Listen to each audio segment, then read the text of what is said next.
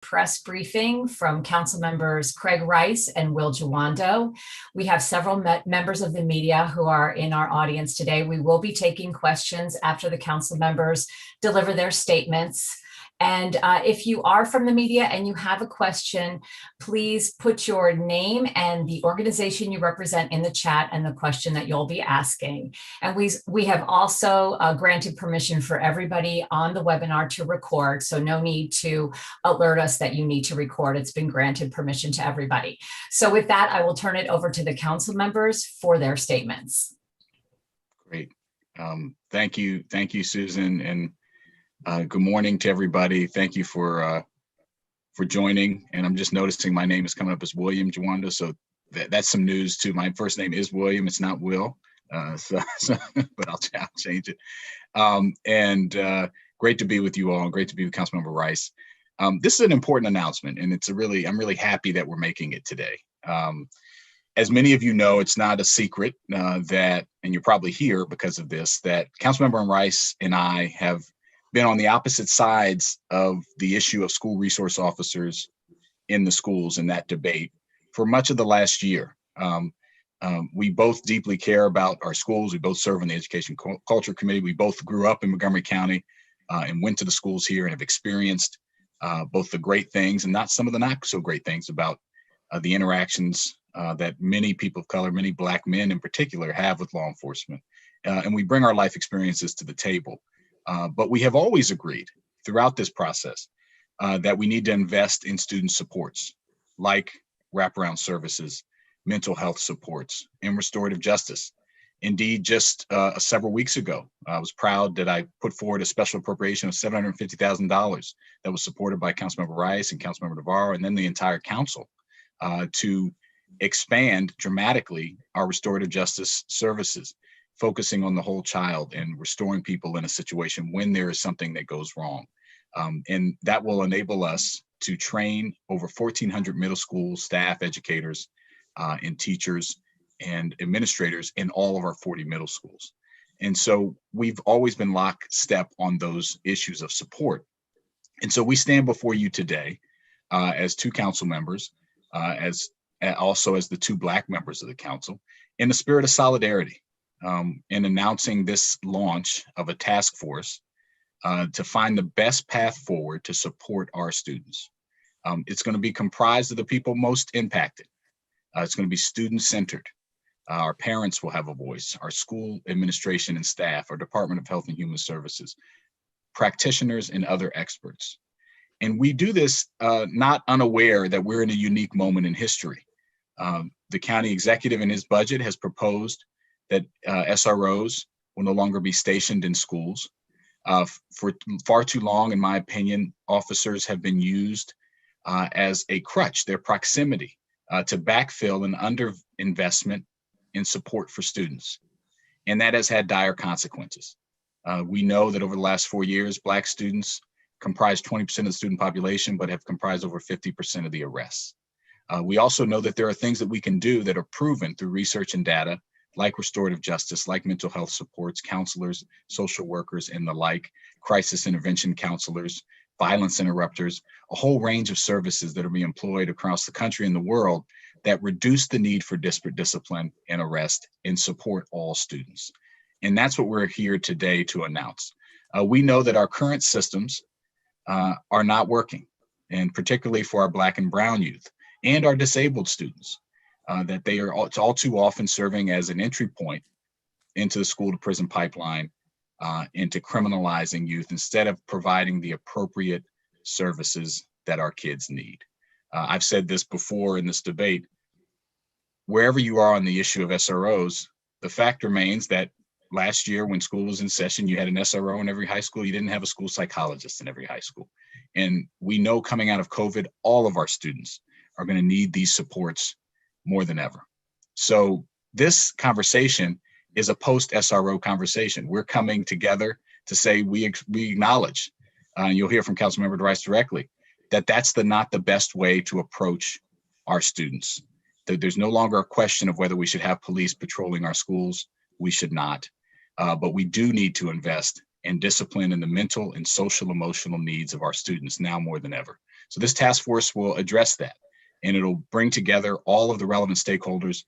And by the summer, by the mid to late summer, send us some recommendations that we can act on as a collective. The school system, the county government, all of us on the council, to work towards a better solution for our students. It's really telling to me, 70% of our youth that are in the juvenile justice system have a diagnosed mental illness. 70%, not dissimilar, but higher than the adult population. 50% of all lifetime mental illness begins at the age of 14, when our kids are just entering high school, finishing up middle school. That's nationally. And so this is a really important and timely conversation when we know mental health has been exacerbated by this global pandemic and has impacted every resident in this county. So we know that we can do better. I'm really excited that we're going to be working with our Board of Education, with our school system. They will be convening this task force on our behalf and coming back and inviting the organizations that are going to participate and coming back with recommendations that the full county government can act on. We know we have to have partners in this work. And obviously, our school system is a extremely, extremely important partner, as they will need to implement in conjunction with all of county government, all of these recommendations as we head into the next school year. So I want to thank all my colleagues. This is an issue that every one of my colleagues cares about. Councilmember Navarro has worked on this, Councilmember Albernaz, Hucker, Glass, Councilmember Reamer and I have been working on SRO issues, Councilmember Katz, the entire council, Councilmember Friedson, Councilmember Rice, of course, cares about this issue. And these recommendations will be taken up by the full council in conjunction with county government and the county executive, and we will do what's best for students. I just finally want to take a moment to just tip my hat to all of the students that advocated, that organized, that came together to make their voices heard in a powerful way, that they wanted to see a change in their schools and in their lives and in the lives of their friends and colleagues. That will happen. That has happened. Today is an example of that. And it's an important marker for them and for all of us to the importance of civic advocacy and activism. And so they're going to be very involved in this process, and we look forward to these recommendations. And I really want to thank my friend, my colleague, my brother, Councilmember Rice, for coming together today on this, and I want to turn it over to him. Well, thank you very much, Councilmember Jawando. And so I know that there are going to be plenty of questions about how we got to this point. But let me just first start off by just thanking Councilmember Jawando for continuing to reach out and work with me as we tried to come to a resolution on this issue. And as he said at the very beginning, this is hard. This is hard because we've seen it create challenges within our own community. In our Black and Brown communities, we've had conversations with folks who are on both sides of this issue and very passionate about what they want to see happen, very passionate about ensuring the safety of their children. So let me just first start off by saying that, as Councilmember Jawando said, we are going to ensure that our children remain safe. But part of that safety is making sure that inside of the school buildings, that as we heard from students, that they do feel safe and feel as though they're not going to be persecuted based on just minor infractions. We know that there are still going to be serious incidents that are going to require police intervention. That's something that's unfortunately a part of our society as a whole. But in talking with various stakeholders, especially our students, I've evolved on the issue of police in our schools and no longer feel as though the daily presence of our police in an enforcement capacity in our schools fosters a positive environment, nor do I believe that it's necessary.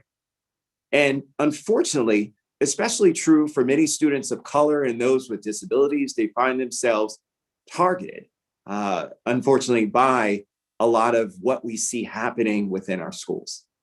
And here's the reason why. What we've delved into is understanding that an administrator or a teacher who has the school resource officer right there at their hand oftentimes goes to them as the immediate reaction, instead of actually going through some of the processes that need to happen. and that would be less heavy-handed. That's why we're seeing these numbers increase. These officers are being called and put into positions that they shouldn't be put into. And so we need to make sure that working with our school system, we create a structure that allows for the administrators, the teachers, the staff in our schools to come with a restorative justice practice, a practice that's going to be supportive, a practice that's going to be nurturing to the fact that some of our children are experiencing mental health challenges. One of my good friends, Luis Cardona, who's a part of this, always talks about trauma and understanding the trauma that our children experience each and every day. We oftentimes talked about how, these children are fleeing violence and trauma in their home countries and come here, many of our immigrant children. The reality is we have children that are living in those same kinds of conditions right here in Montgomery County. A child who gets beat every day by their parents, a child who's neglected by their father, that's trauma. And they bring that trauma to school. And unless you have a person who's prepared to deal with those kinds of incidents, who's prepared to give them the support that's necessary and just not give them an arrest ticket so that they can go to court, that's what we need to do for our kids to make sure that they're safe. And hopefully this will also ensure that there are less incidents that happen that could potentially victimize staff, students, other people that are within our schools as well. It's a win-win all around. And so I'm really happy to be working with Councilmember Juando, and again, want to re-acknowledge the great work of all of our fellow colleagues on the Montgomery County Council. I had introduced the bill with Councilmember Katz and really want to thank him for his great leadership and leadership of the Public Safety Committee. I know that I worked with Councilmember Albornoz, our vice president, last year in increasing mental health supports, which all of our council then supported. So we have more mental health supports and counselors in our schools, but we need even more. As you heard from Councilmember Juando, we had one school resource officer in every school, but didn't have a mental health counselor in every school. That needs to change.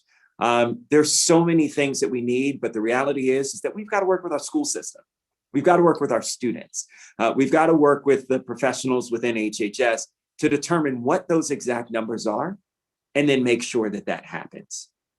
We've got to have these alternate supports for students. We've got to make sure that we can expand those mental health services, the restorative justice funding that Councilmember Juando and Councilmember Reamer led. And of course, the passionate testimony and the support of the students on this issue was a key factor in my decision. And so I want to thank them. I spent lots of time talking with students on Zoom calls, and even our current student member of the board, as well as a former student member of the board and one of our council members for a day, talking and discussing through this issue and what makes sense in terms of how best to move forward. We come as folks on opposite sides of the issue, but we now both strongly believe that the way for us to move forward is to acknowledge that we're not going to have school police officers walking our hallways, enforcing our hallways any longer. But in addition, what we have to do is make sure that we make the investments in the appropriate supports for students, as that is the only vital path for us to move forward. So I again want to thank all of our colleagues. This will be a collaborative effort. I was on the phone with our council president yesterday, talking with him through this, and I'm really appreciative of his support and the way in which we're going to move forward, working together with MCPS, my conversations with President Wolf, as well as Superintendent Smith. I really believe that we can accomplish some great things working together. And let me just close by saying one thing. I hope that folks see this as an example. I hope that folks who are watching and who always criticize politics and talking about how we can't get things done, that you have two people who are very passionate about their beliefs, who come to a resolution that we know is going to move us forward. That is what happens in government. That is the real story about what happens when we put our minds together, when we listen to the people, and we put our heads together to try and come up with a way in which we can move forward. That's effective leadership. That's effective government. And I really want to thank Councilmember Juando again for his partnership and leadership as well. I'll turn it back over to you, sir. Thank you. Thank you. And I'm glad you made that last point, Craig. I really appreciate that. And I agree. It's one of the things I said to our students that, it's not, you don't always, you're not in policy and politics and life, you're not always trying to win.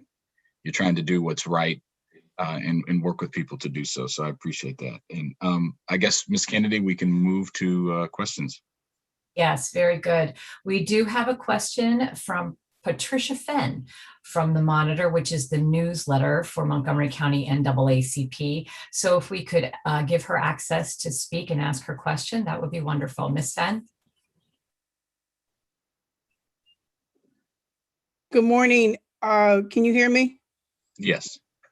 In the chat, I wrote, as you know, there was a recent state legislative action that repealed the Law Enforcement Officer Bill of Rights.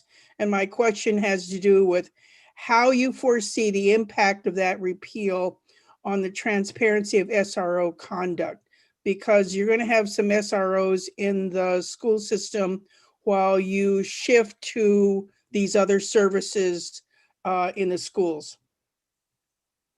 Sure. Well, I can just briefly say, I'm really proud of our state legislature. I think it's a monumental accomplishment of the repeal and the replacement of the Law Enforcement Officers Bill of Rights. It will, now that the veto is overturned, it will immediately allow for the transparency of disciplinary records and remove some, you won't be able to have shielding of certain records if someone is convicted or charged with some sort of crime as a police officer. So it took a lot of steps forward. We're still kind of sorting through everything. But I think that it's a positive step forward for all transparency and accountability dealing with officers. It directs the local jurisdictions to set up new panels and that have civilian involvement on disciplinary matters. So I think that's all going to be a movement forward. It took what we did with independent investigations in the LEAD Act, the first bill this council introduced, and now every police involved death will be investigated by the state attorney general, which is, I think, a great thing. So it's a lot of good things in there. So I don't know if Councilmember Rice has anything to add. Yeah, I would just say again that I think that this is great. Councilmember Reamer and I actually had a bill dealing with police accountability and making sure that we heightened that, and it was limited by LEOBA. And so to now see that move forward actually means that this bill that we have locally can move forward, and it will help to achieve transparency and accountability for all officers in our community. And one of the things that we have to understand is that even though we're talking about our schools, our children are still in our communities and will still have interactions with law enforcement. And so we need to make sure, regardless of where that interaction is, that we can quickly discern when folks are doing things wrong and hold them accountable when they do. Those things will happen, just as unfortunately our teachers, our bus drivers, our folks who are working in our community that are doing whatever in county government. Unfortunately, we will have some of those who violate our trust. And so because of that, we just need to make sure that for every single person that's out there, that we're able to hold them accountable for the actions that they take. Very good. Our next question comes from Caitlin Peets at Bethesda Beat. Hi, good morning. I have a couple of questions, but I think the first one, I think for several years we've been hearing from students, administrators, teachers who have said, they need more mental health services, counselors, psychologists, restorative justice in their schools. So I'm curious what you hope this task force accomplishes outside of what these people that you say will be included have already said that they need. So you can go first, Greg. You go ahead. Yeah. So if I could just jump in, because we've assumed a lot. Again, by assuming that we necessarily have to have a mental health counselor, that we need to have a psychologist, that we need to have a behavioral therapist, may not be exactly what our kids need. It may just be a mentor in a lot of cases, a positive voice to talk to. And so that was one of the things that we talked about school resource officers, right? We talked about them being mentors. We talked about them being counselors. And what folks said is you don't have to have a police officer that is a mentor, that acts like a counselor. You could just have another mentor or another counselor. And that's very true. And so what we need to do is we need to talk to folks about what it is that we think is the ideal structure for our schools. And that's what we're looking at. What's that cohort of folks that are going to be, that are as resources for our students in our schools. And so I think it's a little bit different from the action that, I had talked about a little bit earlier that we took back in July of last year, where Councilmember Albernos and I, then supported by the entire county council, increased the number of mental health practitioners within our schools. That's not the panacea. It really is something that provides a multitude of ways of which we can, to what Councilmember Jawando alluded to at the beginning, is that wraparound support for our kids. Understanding that maybe I had a tough day doesn't mean that I have to have a mental health counselor. Maybe I just need somebody to talk to that's outside of my teacher, who I don't really feel comfortable with because I'm going to see them every day and they're going to think about the fact that, oh, I talked to them about the tough day that I had and I had to share with them something that was maybe personal, where I could share it with someone else who I trust that I won't have to see again, but I can still talk about those particular issues. And so that's what I hope that we accomplish out of this, is creating that robust sort of toolbox that will be at every single one of our schools, that will be available to all of our children. So Councilmember Jawando, I don't know if you had anything to add. Yeah, no, I agree 100%. I would just add that the other thing that's unique, I think this will be a student-centered process. You will have, just as many students as adults on this task force, which is normally not the case. It's normally one student on the task force trying to speak for all students. And then also, I think you'll have the professionals in the room that in the school system and others in HHS that will have to implement things, and there can be a real exchange and dialogue about how that happens. And as Councilman Rice said, what is the system? What's the cohort of folks, mentorship, after school program, wraparound services? There's other things that are in this mix. And how do we bring that together in a way and stage it in such a way that we can get it all on the table? And I think that will be a difference here in this process that we hope to then come together and implement on the back end after we get the recommendations. And you had said that you expect recommendations to come back mid to late summer. Do you have an expectation of when you'd have these recommendations implemented? Well, I think the goal is, we've by the end of July to have recommendations, or June, July to have recommendations, depending on how quickly we can get everyone organized. But then, we want to start moving forward with at least some of these things heading into the new school year. And I think that is the goal.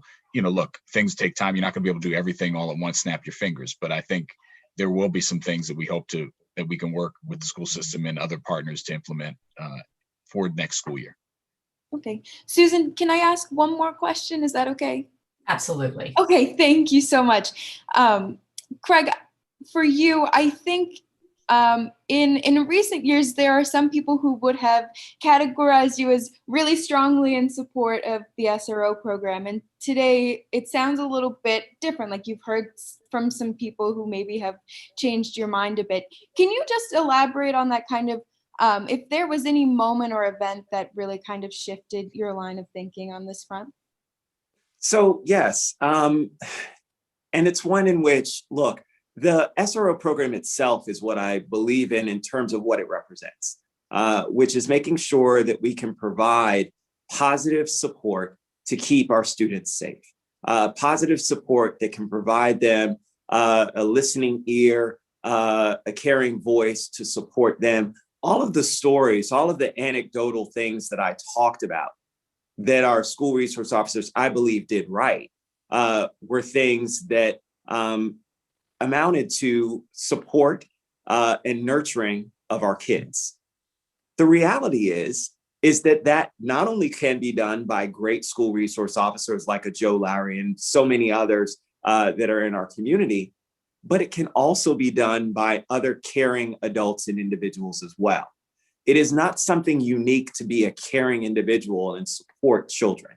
That is something that many adults possess, many of which who work in our school system each and every day, as well as in a myriad of things all around. So it's not something that's just unique to a school resource officer.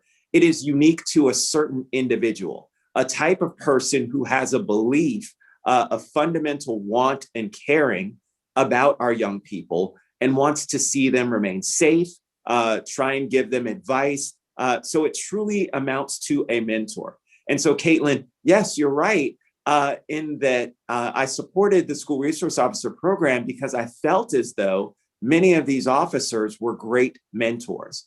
The reality is that although some of them, unfortunately, were used in other capacities outside of that mentorship role that created this negativity towards school resource officers, the reality is that we can still accomplish the same thing with other adults. They don't have to be sworn police officers to serve in that role. And in addition, what we need to do is make sure for those who have more complicated situations that really require more professional help and care, we need to have those services available as well.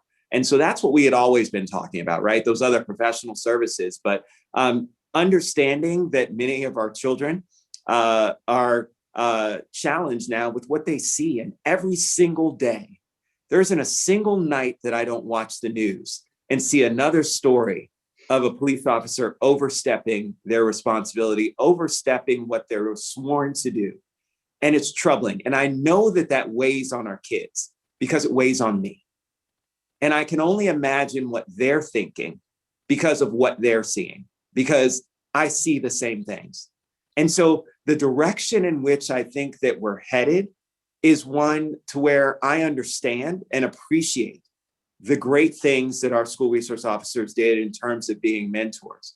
I also understand and appreciate from our students in many cases to where those school resource officers were utilized in ways which I think were not effective nor productive, and quite honestly were discriminatory towards individuals. And that happened as a result of them being called into many of these incidents. If we eliminate that, if we take that away and make sure that they can't be utilized in that manner, which is ineffective, which is oftentimes discriminatory and prejudicial, then I think that we'll find ourselves in a much better place when it comes to establishing better police and community interaction. Because if you don't have any of those incidents to where you have that negative interaction between an officer and a student, or minimize those, it makes for a better relationship. And at the same time, making sure that we create the supports that are necessary for our students puts us in a better place. So yes, my position has changed. My position has evolved, but it still remains the same. Our commitment is to our kids, to making sure that they're safe, that they're protected, and that they have the supports that are necessary so that when they walk into the classroom, they're solely focused on one thing, being able to learn, to achieve, and to grow so that they can move on to the next chapters in their lives. Thank you. I know the council members have committee meetings they need to get to, but we have one last question from WDVM, Randy Bass. I'll defer to you. Sure, Yeah. Go ahead. Okay, go ahead, Randy. Thank you. Last question from Randy.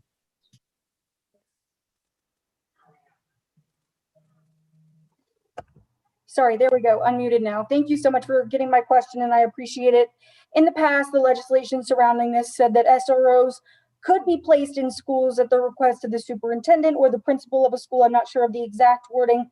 Is that option still on the table? Should a particular school or school community want a designated officer in a particular school should the need arise? Is that something either of you would be open to?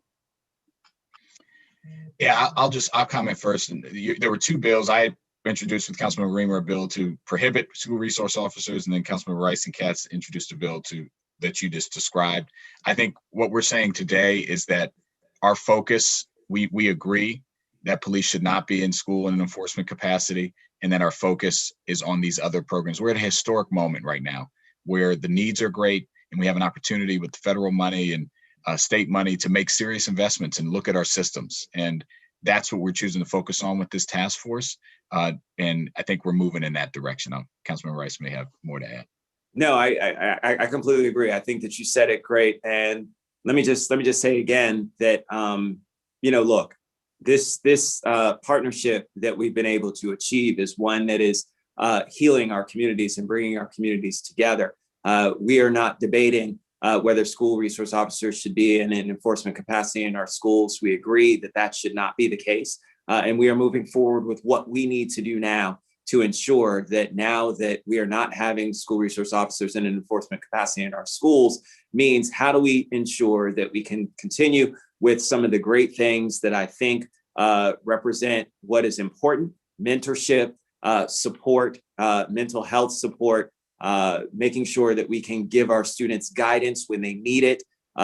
Those are all things that we know and we all agree as parents, as former students, that we know are important in the growing and nurturing of our kids. So that's where our focus is.